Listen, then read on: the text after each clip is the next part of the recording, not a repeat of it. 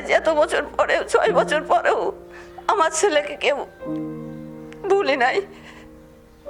সন্তানহারা মাকে সান্ত্বনা দেওয়ার ভাষা হয়তো কারোরই জানা নেই। দীর্ঘ 6 বছর পর হাইকোর্টের রায়ে সন্তুষ্টি প্রকাশ করেছেন আবরার ফাহাদের মা রোকেয়া খাতুন। যেন দ্রুত সময়ের মধ্যে ধরে এদের জন্য বিচারের আওতায় এনে এদের যে রায় আছে রায়টা যেন কার্যকরী করা হয়। বহুল আলোচিত বুয়েট শিক্ষার্থী আবরার ফাহাদ হত্যা মামলার বিচারিক আদালতে মৃত্যুদণ্ডপ্রাপ্ত সব আসামিদের মৃত্যুদণ্ড বহাল রেখেছে হাইকোর্ট। একই সঙ্গে 5 জনের যাবজ্জীবনের আদেশ বহাল রাখা হয়েছে। মনে করি এটা আবরার ফাহাদের বাবা আমার ডান পাশে বসে আছেন, উনি ন্যায় বিচার পেয়েছেন, গোটা জাতি ন্যায় বিচার পেয়েছে। রোববার বিচারপতি AKM আসাদুজ্জামান ও বিচারপতি সৈয়দ এনায়েত হোসেনের হাইকোর্ট বেঞ্চ এই রায় ঘোষণা করেন।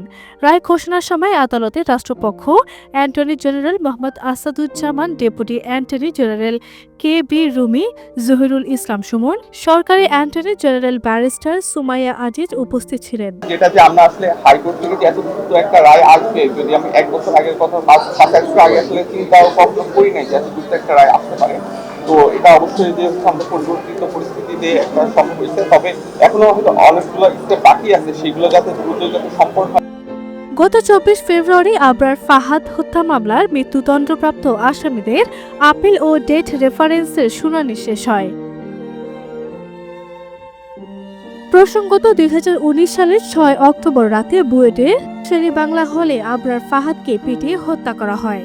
এই ঘটনায় 19 জনকে আসামি করে পরদিন 7 অক্টোবর চকবাজার থানায় মামলা করেন। মাত্র 37 দিনের তদন্ত শেষ করে একই বছরের 13 নভেম্বর চার্জশিট দাখিল করে পুলিশ।